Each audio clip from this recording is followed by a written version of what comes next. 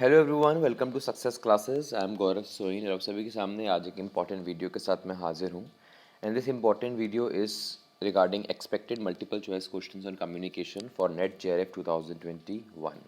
As you all know कि मई में अभी एग्ज़ाम होने वाले हैं जूनियर रिसर्च फेलोशिप के, and after getting JRF that degree you will be able to get the financial assistance from UGC so that you can pursue your PhD smoothly। तो बहुत से बच्चे ये भी कह रहे थे कि sir apart from statistics and research aptitude make some videos और expected MCQs on communication teaching aptitude people environment higher education. वैसे तो मैं अपने डेली क्विज़ेस में डालता ही रहता हूँ, बट कुछ और क्वेश्चंस की प्रैक्टिस अगर अपन कर लेंगे तो अपन जो है अपने गोल के और नज़दीक जा सकते हैं, that is JRF। So before getting into it, I would like you all to subscribe my YouTube channel Success Classes and hit the bell icon for latest updates. You can also visit our website that is researchphd.in for daily quizzes, जिसमें आप अपनी performance को assess कर सकते हो। Daily quizzes आते हैं हमारे। आपको जब आप हमारे फेसबुक पेज और टेलीग्राम को जब आप फॉलो कर लेंगे तब आपको लिंक्स मिल जाएंगे यूट्यूब वीडियो की भी, और साथ ही साथ हमारे जो भी क्विजेज आते हैं उसकी भी। तो तीनों की जो लिंक है वेबसाइट की, फेसबुक पेज की और टेलीग्राम की, आपको डिस्क्रिप्शन बॉक्स में दी हुई है। First question, listening to a lecture is information listening, evaluative listening, empathetic listening या नन ऑफ दीज। अगर आप किसी लेक्चर को लिसन कर रहे हो तो उस टाइम पे आप क्या कर रहे हो? बहुत अच्छे क्वेश्चंस हैं, बहुत ट्रिकी क्वेश्चंस हैं। हमको लग रहा होता है कि ये आंसर होगा, बट एक्चुअल में वो आंसर होता नहीं है। इन्फॉर्मेशन लिसनिंग इसका आंसर है। इन्फॉर्मेशन लिसनिंग, आप किसी लेक्चर को अगर लिसन कर रहे हो, इट मीन्स आप जो इन्फॉर्मेशन दी जा रही है लेक्चरार के द्वारा उसको आप गेन कर रहे हो। Is it clear? उनके अंदर वो लोग डाटा लेते हैं, लेक्चरर्स क्या करते हैं, डाटा लेते हैं, उसको अपने माइंड में प्रोसेस करते हैं और इन्फॉर्मेशन के फॉर्म में आप तक पहुंचाते हैं। तो listening to a lecture is getting information regarding any concept, regarding any topic. Is it clear? इसका आंसर हो जाएगा A, information listening. Which of the following methods of communication is the most effective? Presenting written material, presenting written material along with film projector, multimedia method, या cannot be determined. कौन सा communication का method most effective होता है? सी, multimedia method, है ना।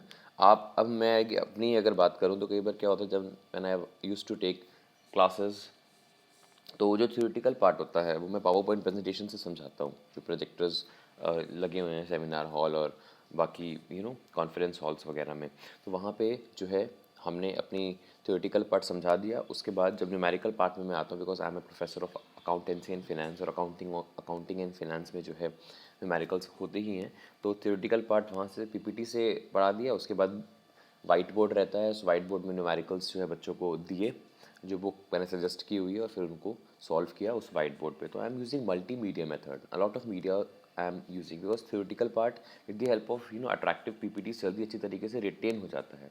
और practical के लिए you can not use PPT because you have to solve it, right. तो आप यूज़ कर सकते हो वाइट बोर्ड, आप यूज़ कर सकते हो बुक फॉर क्वेश्चंस, राइट। यहाँ पावर पॉइंट प्रेजेंटेशन में भी क्वेश्चन डाल सकते हो। वैसे तो बहुत से बच्चे आजकल बोलते हैं कि बुक्स हमको मिल जानी चाहिए, because book is easy to carry and easy to solve also. हाँ, आप मोबाइल ओपन करोगे या बार बार लैपटॉप ओपन करोगे और फिर सॉफ्ट कॉपी से क्वेश्चंस देख करके उसको सॉल्व करोगे, तो book is kind of handy, right. तो मल्टीमीडिया मेथड यूज़ करना चाहिए जिससे आपका कम्युनिकेशन इफेक्टिव हो। Next question, all are the components of listening except hearing, attending, being attentive, answering, understanding and remembering. Listening के ये सारे कंपोनेंट्स होते हैं सिर्फ एक को छोड़ करके।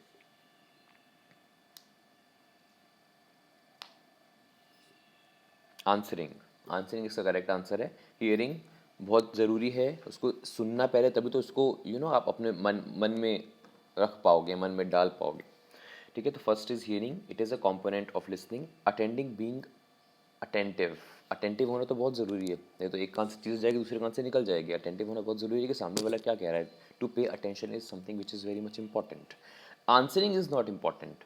कई बार क्या होता है, बच्चों को समझ में आ जाता है, ओके मूव ऑन, हाउएवर उसको आंसर देना इज़ नॉट इंपॉर्टेंट। आपको समझ में आएगा, कई बार हम खुद सेल्फ स्टडी भी करते हैं, हमको समझ में आ जाता है हम किसको आंसर देंगे, हम अपने मन में उसको चीज़ को रखते हैं, फिर आगे बढ़ जाते हैं अपने टॉपिक को कवर करने में, राइट। अंडरस्टैंडिंग एंड रिमेंबरिंग, ये तो बहुत ज़रूरी है, लिसनिंग का बहुत इंपॉर्टेंट पार्ट है, उसको समझना है, लिसन करोगे तो समझ पाओगे, रिमेंबर कर पाओगे, जिससे आगे जाकर के उसको लॉन्ग टर्म आप रिटेन कर सको। तो answering is not a part of listening. Better classroom management means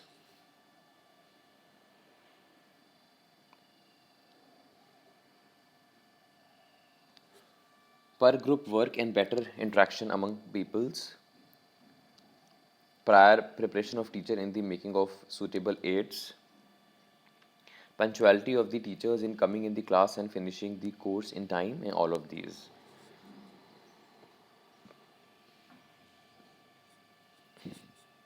easy, all of this इसका आंसर है। पर group work and better interaction among peoples, बहुत ज़रूरी है बच्चों के साथ इंटरेक्ट करना, तभी तो आप उनको जान पाओगे, तभी तो आप उनकी आप कह सकते हो फॉर्मेटिव इवैल्यूएशन कर पाओगे जो हम टीचिंग एप्टीट्यूड में पढ़ते हैं, है ना, after interacting with them. Prior preparation of teachers in the making of suitable aids, है ना, पहले से प्रिपरेशन कर लेंगे। जैसे पीपीटी मैंने आपको बोला, मैं पहले से पीपीटी प्रिपेयर करता हूँ 2 घंटा, जैसे कि अगर मुझे ये चीज़ पढ़ानी है, मैंने माइंड मैपिंग की और फिर उसके अकॉर्डिंगली मैं पीपीटी अपनी तैयार करता हूँ। जैसे कि अभी भी पीपीटी मैंने तैयार की हुई है आपके सामने जब मैं ये वीडियो बना रहा हूँ, तो प्रायर प्रिपरेशन बहुत ज़रूरी होती है। Punctuality of the teacher in coming in the class and finishing the course in time, this is very much important, है ना, बच्चों का लॉस नहीं होना चाहिए आपकी लापरवाही की वजह से, तो punctuality is very much important. तो all of these are important for better classroom management. Arrange the following activities of interaction in logical order. Activities of interaction है, याद रखिएगा, कैसे आप इंटरेक्ट करते हो।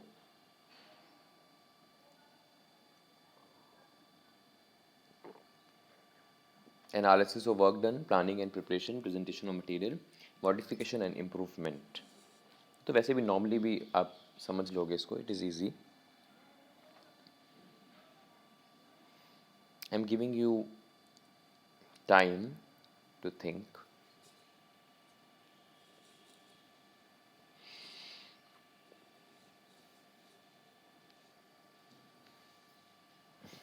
ओके, सबसे पहले प्लानिंग एंड प्रिपरेशन, उसके बिना तो कुछ हो ही नहीं सकता। पहले प्लान करोगे और प्रिपेयर करोगे अपने आप को, then presentation of the material, उसके बाद मटेरियल को प्रेजेंट करोगे। मैंने प्लान किया कि हाँ मुझे expected multiple choice questions on communication बनाना है, तो मैंने प्लान किया, उसको प्रिपेयर किया, उसके बाद प्रेजेंट कर रहा हूँ, प्रेजेंट किया मैंने, वीडियो बनाया मैंने।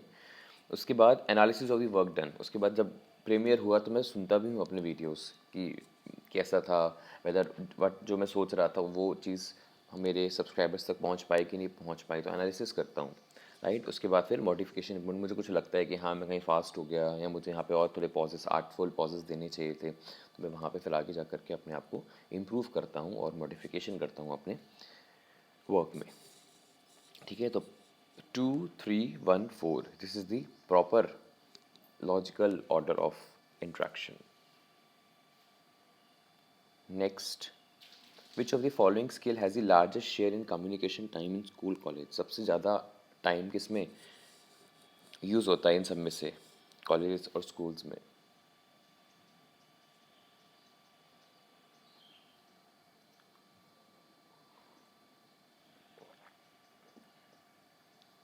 लिसनिंग में, रीडिंग में, राइटिंग में या स्पीकिंग में? बहुत अच्छे क्वेश्चन हैं, काफ़ी कुछ आपको नॉलेज मिलेगी। लिसनिंग, सबसे ज़्यादा टाइम उस पर्टिकुलर कॉन्सेप्ट को लिसन करने में, उसको रिमेंबर करने में, उसको अंडरस्टैंड करने में, यू नो अटेंशन के साथ सुनने में सबसे ज़्यादा जो है टाइम जो है यूज़ होता है स्कूल्स और कॉलेजेस में। और सबसे ज़्यादा यू नो आप अगर मैं बात करूं, इंसान सुनता ज़्यादा इसीलिए भी है, तभी तो वो आगे जा करके उसके अकॉर्डिंगली बोल पाएगा, उसके अकॉर्डिंगली लिख पाएगा। आप एग्ज़ाम देने जा रहे हो, आपने कुछ सुना ही नहीं टीचर ने क्या बोला, या आपकी लिसनिंग ही स्ट्रांग नहीं है, तो how you are be able to write your answers, or you can speak if a teacher asks a question from you, right? तो यहाँ पूछा गया which of the following skills has the largest share in communication time. सबसे ज़्यादा time किस में लगता है स्कूल्स और कॉलेजेस में? तो लिसनिंग में सबसे ज़्यादा टाइम लगता है, बिकॉज लोग लिसन ज़्यादा करते हैं, उसके बेसिस पे ही फिर वो लिखते हैं, बोलते हैं, और फिर आगे जा कर के जो है उनका एक फ्लो बनता है। Is it clear? तो listening has the largest share in communication time. Which of the following teachers will you like most? One who uses board occasionally, one who uses charts and maps, one who uses film projector along with the proper use of the board, या one who use motion picture as a last resort. Motion pictures मतलब films.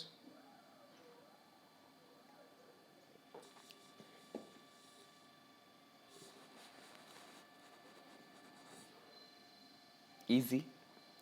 One who use film projector along with the proper use of board. Multimedia मैंने बात ही की थी आपसे, जो boards occasionally use करता है, this is not good, because आपको तो इनफैक्ट बोला गया है कि जब आप कोई टॉपिक चालू कर रहे हो, वेदर आप पीपीटी भी बना रहे हो या कोई भी आप किसी बुक को रेफर कर रहे हो, तो अपने जो टॉपिक है उसको डेफिनेटली आपको बोर्ड में लिखना चाहिए, जिससे स्टूडेंट्स को फोकस्ड रहें कि हाँ इस टॉपिक पे बात हो रही है और ये टॉपिक पढ़ाया जा रहा है, राइट? सिर्फ चार्ट्स और मैप्स बना लेना इज़ नॉट सफिशिएंट, है ना? और फिल्म्स दिखाना is not the ultimate last resort. So you have to use multimedia. You can use film projector along with the proper use of board, जैसे कि मैंने अभी बताया, PPT in projector and numericals in board. The most important aspect of communication listening can be improved by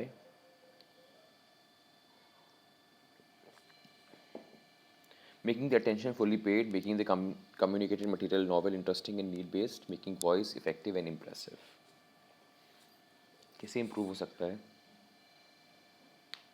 communication listening?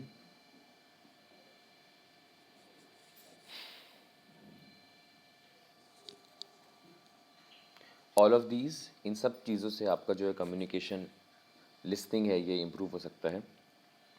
Attention देना, इससे भी आपका listening strong होगा, है ना? Communicated material novel, interesting and need based. अगर इंटरेस्टिंग होगा तभी तो वो लिसन कर पाएगा, अगर बोरिंग होगा तो उसका ध्यान इधर उधर चला जाएगा। तो it should be interesting and should be as per the needs of the students. कई बार क्या होता है, मैंने आपको बताया था कि कई बार स्टूडेंट्स पढ़ना नहीं चाहते हैं, तो उस उनके अकॉर्डिंगली फिर आप कोई गेम सेशन कंडक्ट करा करके या कुछ इंटरेस्टिंग बना करके अपना मटेरियल आप पेश करो, जिससे बच्चों को मोनोटोनस भी नहीं लगे, वही किताबें वही कॉपी हैं, और आपकी जो पढ़ाई जो आप करवाना चाहते हो वो भी हो जाए। It should depend upon the needs of the students. और आपका वॉइस इफेक्टिव होना चाहिए और इम्प्रेसिव होना चाहिए, जिससे लोग उसको सुनना पसंद करें। So these all things are important for communication, in communication for listening. Next, which of the following cannot be a good way of communication in promoting literacy among villagers?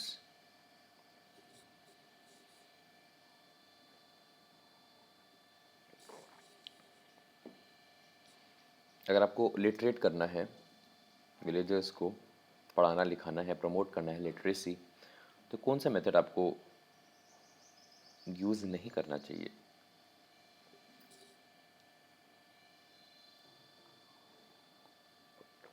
Reading and writing, B is the correct answer. Demonstration तो बहुत अच्छा तरीका है कि आप खुद कर करके दिखा रहे हो उनको, जिससे उनको माइंड में बनता जा रहा है। Providing material on TV and film projectors, हाँ टीवी पे या फिल्म प्रोजेक्टर्स पे भी चीज़ों को अपन दिखाते हैं तो वो सही तरीके से, क्योंकि they are not villagers, are not, उनको उनको नहीं आता है, उन्होंने नहीं पढ़ाई की हुई है। अब आप उनको मजबूर करोगे कि आप रीड करो राइट करो, तो उनको आता ही नहीं है। तो आप इन सब माध्यम से भी चीज़ों को समझा सकते हो। आजकल मूवीज़ आती हैं, शॉर्ट मूवीज़ आती हैं, शॉर्ट मूवीज़ दिखाई जाती हैं, जिससे लिखने पढ़ने वाला झंझट ना हो। आप खुद वो चीज़, आप पढ़े लिखे हो, आप खुद उस चीज़ को प्रेजेंट करो, है ना? और फिर वो समझ जाएं। समझना is important, whether you are using demonstration it's good, whether you are using film और TV projector it is you know it is okay.